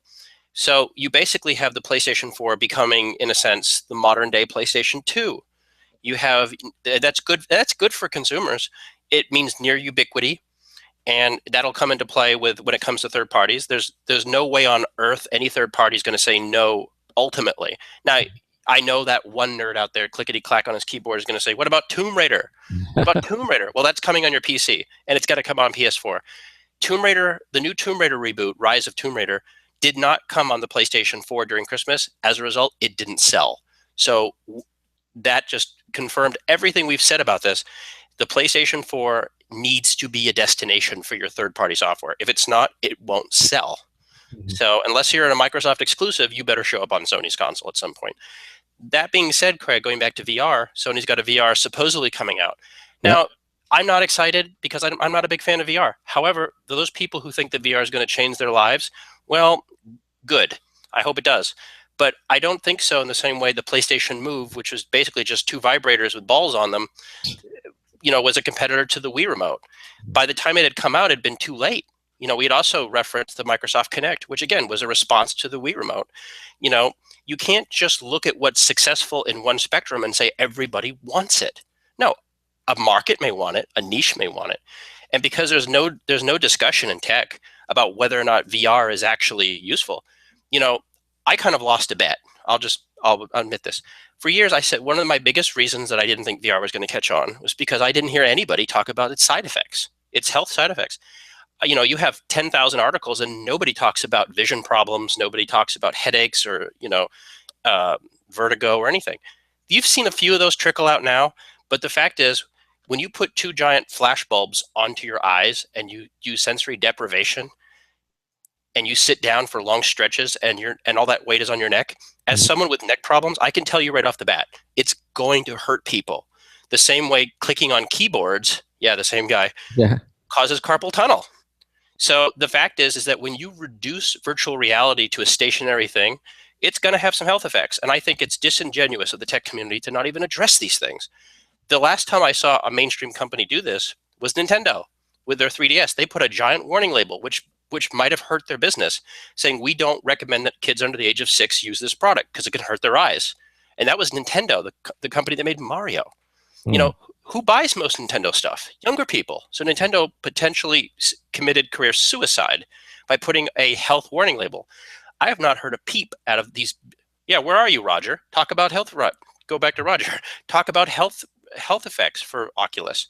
No, but no one's talking about it. I'd like to know about it. I don't want to be a naysayer. I don't want to be an alarmist. I don't want to say it will kill you. But the fact that you think you can strap bulbs under your eyes and it's not going to hurt you, you're crazy. And I don't want people's eyes to be bad. We already have people with nearsight problems because of computer monitors. Imagine looking at your computer monitor an inch away for hours in the dark. That's not good. No. People have sleep problems with melatonin looking at their cell phones before they go to bed. Looking at your cell phone before you go to bed can deprive you of sleep because it reduces the amount of melatonin in your body. I mean, that's just from looking at a smartphone that's not strapped to your eyeballs. So show me the studies that VR is any way, shape, or form safe for the general consumer. And I'm going to tell you, it's probably not. So fix those problem guys, and you'll make a converter out of me. Okay, there you go. All right, nice commentary. I did get a comment here from our website. One of our listeners says. He says when we were talking about smartwatches, he says, I was never interested in smartwatches. The small, hard to see screen and the bulky design never appealed to me. However, a new smartwatch is coming out in May called Blocks. And he sends the link here, which I'll send to you as well if you haven't seen it. And he says the difference with their watch over the I guess the other watches that are out there is besides the aesthetics, of course, is that it's modular and open sourced. Each link in the wristband is a module the user chooses, which offers more features and are hot swappable to allow the device to be both customizable and upgradable. Yes, that design motif worked for the interchangeable Google phones. Yeah. No, your friend is a shill for the company. He probably works at the company. No, if you're listening to this, that's what he's trying to do is trying to sell you on a watch that he claims he didn't like, yet he works for a company, yet he's showing you a product that, by the way, this website, that's not even a real product. That's a render. So yeah, sorry, you're a shill. No, you're a shill. Thanks for playing though. I noticed it says we've already raised money on Kickstarter. So they're trying to, again, speaking of the devil, Kickstarter. Yeah, show a real product, don't show a render. No, it's understandable that there'd be these, even if he's a shill, Craig, he's still trying, giving it the old college try. And of course, if you look at the number of places it's been seen on, the usual places, CNET, The Verge, Wired, they're all hive-minded. Nobody thinks any differently at any of those websites, and they're all known for native advertising. So yeah, so here's a product that you can invest in with the hopes that it may eventually one day come out and fail against the Apple Watch. If you're going to be really, truly disruptive, you have to do something different. You can't make a product look like a failed product. You can't make a product that acts like a failed product. You can't do all these things and expect anything different. Remember what Einstein said about insanity. You have to show a need for the product. In Oculus Rift's credit, people rushed out to fund it. They really want VR. There's a segment out there that really does. And I'll admit, I'm part of that. As a consumer technology, no, I don't think so. But as an enthusiast technology, oh, hell yeah, of course. Anyone who's ever been to Disneyland or any of these old parks, they had VR exhibits. They were really cool. But in my house, no, I don't think so. Well. All right, we continue doing computer technology news. I have a CES update. You do? Okay. Mr. Josh Boykin and Ben Crossman are on their way to the Samsung conference. Really? Because the last picture I got was from another buffet. Well, to each their own. No, Ben's gonna have a lot of fun eating in Vegas. Yeah. Oh, wait. I think I see Ben is calling into the show. Hey, Ben, how are you? What's going on? Hi, Craig. Hi, Nate. What's going on? I heard you guys are taking pictures of lasagna and going to Samsung. Oh, it's lovely lasagna. You should see it. It's totally worth the 5-hour flight. No, I'm glad you guys touched down. Right. We're actually hoofing it down Las Vegas Boulevard. We're heading over to the Samsung press conference.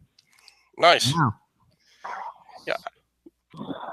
So, Just want to give you guys an update. We made it safe, and we're going to be covering a lot of stuff for Computer America. And yeah, keep an eye out for it. we will, and we love it when if you call in from time to time, just let us know what you're seeing. That'd be cool too. Just give us a little update when we're on the air. We'll try our best. Okay. Gotta go. All right. Be careful. All right. Be careful. Bye bye. Sounds like he's calling from Iraq, doesn't he? Like Yeah, it it was one of does. those CNN shows, like, oh, the bullets are coming. No, Yeah, he sounds like he's in the field, he is. battling Well, there was a battling- terrorism threat at CES this year, apparently, and Yeah.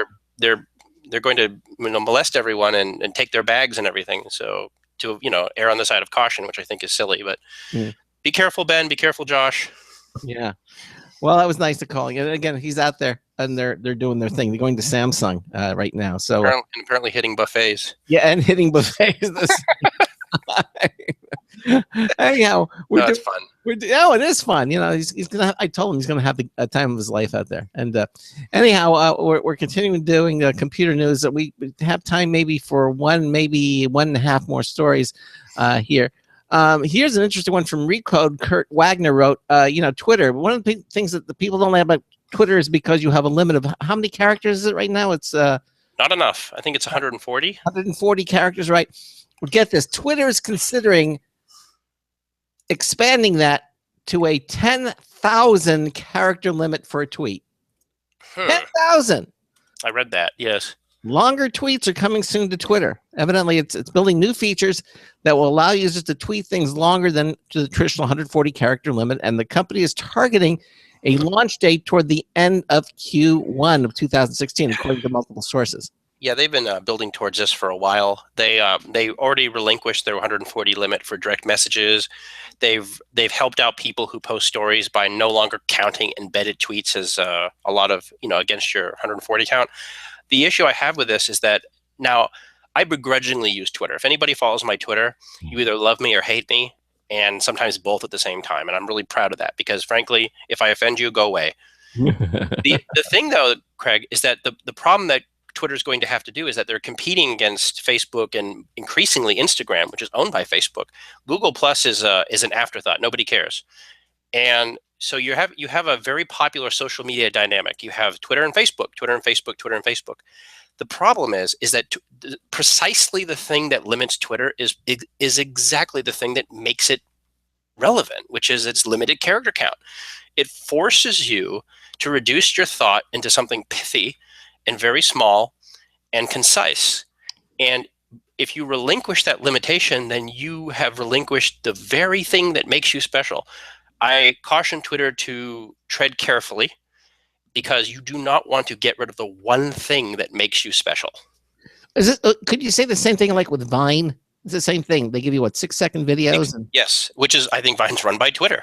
So, the thing is that, what people don't understand in this age of excess is that it's not the benevolence. It's not orgasming and having the ability to do everything you want.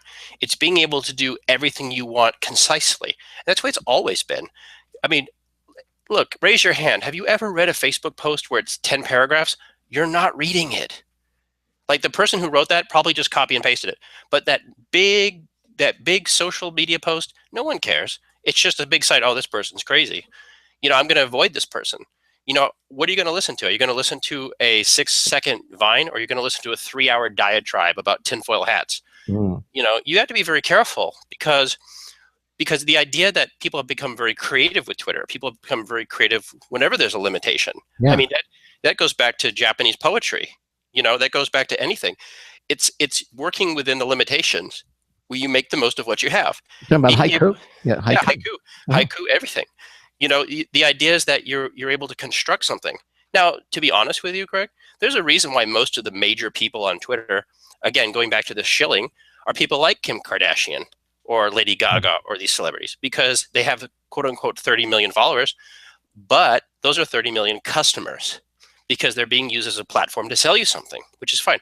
But there are lots of really cool people on Twitter that are actually posting, I know, gasp, their own tweets, and they're funny and they're relevant and they are important. But would that change if they could post a whole book? I think I'd be less interested because there's less reason to be creative. Again, I'm calling it catch-22. I'm not as motivated about this subject as some people. Wait. Let me say. I mean, look. The people at Twitter they're relatively smart people, you would think. Don't you think they know this? No. In fact, I think quite the opposite. I don't think the people at Twitter are smart. I think people at Twitter are incredibly stupid. I'm sorry. No more advertising from Twitter. No, I think if you actually look at the way Twitter's been handling themselves, they've had to call back. I think it's Dorsey. They had to call back their old CEO because of failed leadership. There's been multiple accusations of the whole diversity crowd that they can't. And another thing is Twitter doesn't make any money. Not really. Their revenues are shot. They still haven't monetized it. They haven't figured out a way to monetize it. Well, because again, it goes back to the smart question. Facebook, when they purchased Instagram, they integrated it with Facebook platform. In fact, a lot of people don't know this, Craig, but Facebook and Twitter work together. There's actually mutual apps so you can combine your two accounts. Very cool, actually. It's very wonderful. If you go on any website, it says one of two, maybe three things: Twitter, Facebook, and occasionally Instagram. Yeah. Because they have not made use of this gigantic, enormous, let's call it what it is, the radio platform, where they can send out a message as like an alert system. But that's all it is. It's like a ham radio. It's like an alert system, and it's important. And maybe they should look towards sponsorship. But I'll say this: I wish them the best of luck because I begrudgingly like Twitter. It's convinced me that it has a purpose. But at the same point, though, we talked about social media with your guest today, Bruno. Is that it's because it could also be used as propaganda. And when Twitter does things like when they crack down on freedom of speech, when they become overtly political, when they don't crack down on propaganda, things like this, it just leads me to believe that they think everything that they're entitled to success and they shouldn't have to compete. Well, Twitter wasn't around 10 years ago, and that's a lifetime for some of these millennial people who grew up with it. It can be gone just like that. Just like pets.com and just like all these other companies that disappeared in the first tech crash. Another one's coming. Twitter might be part of it. So Twitter, don't be stupid and don't give away your Trump card. Literally, don't give it away. So we'll see what happens. And can you say all that in 140 characters or less? Yeah. Trump stump, Twitter dump. There it is. A few more vowels and you got a haiku. Yeah, exactly. No, don't mess up because you have an opportunity to survive the oncoming tech apocalypse, which is coming.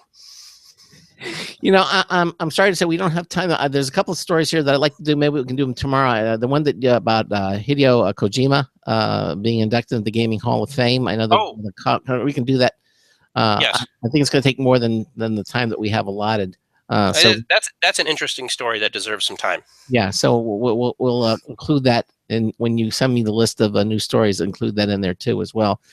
And let's see a couple other ones. NVIDIA announces a supercomputer for self-driving cars. That looks really interesting too. As a matter of fact, most of the stories that you've picked here are good. And then also Harman Kardon is going to be putting Microsoft Office in your car. So well, I told you in the first half that CES is going to be filled with this car stuff. Yeah, it's coming. The tech world is coming into your car. Tell me he's not driving and on the windshield it's a heads-up display and he's looking at a spreadsheet while he's driving. Tell me that's not going to happen.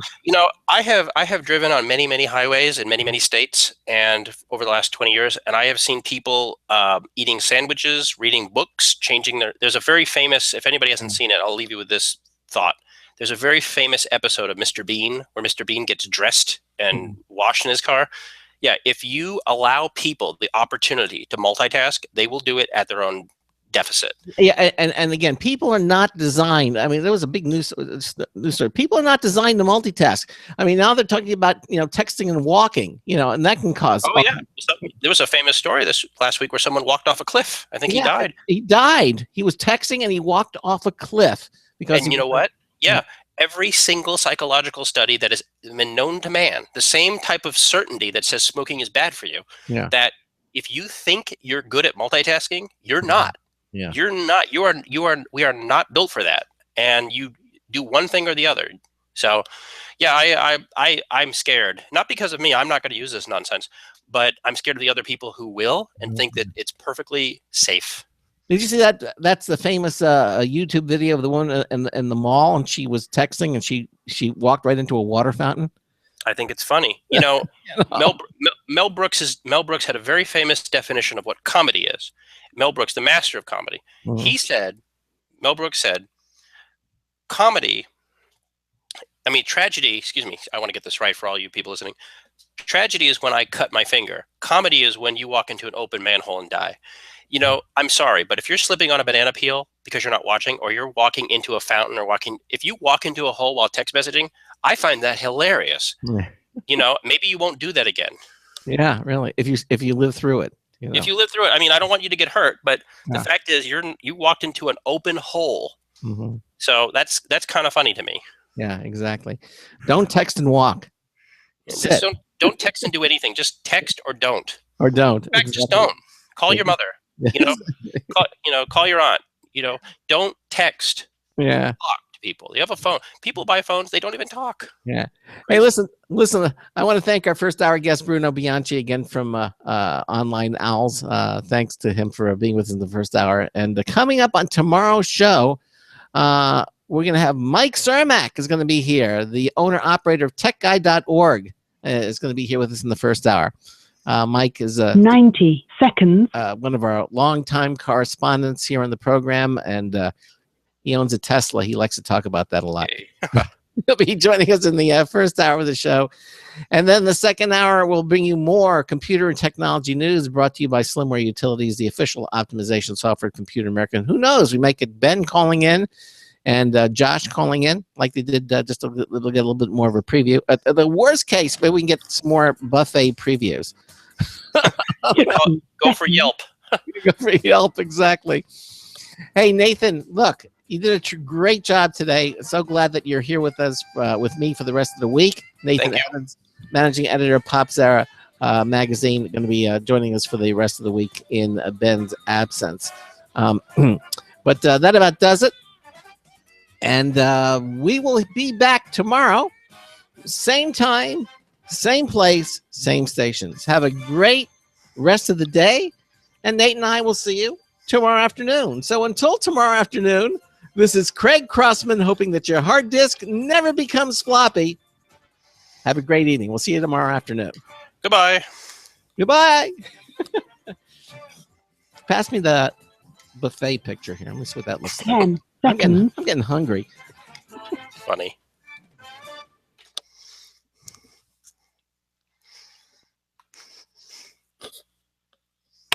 Thank you for using Blog Talk Radio. Goodbye. Okay, everybody. Again, thanks for watching Nate and myself on the our post show on our Hangouts. Thanks for being here with us, and we'll see you again here tomorrow in the same place. And more fun stuff with Mike Cermak, and more fun stuff hopefully from CES and some great news stories. Nate, we'll see you tomorrow. We'll see you guys tomorrow. All right. Take care, everybody. Bye bye. Good night. Good night.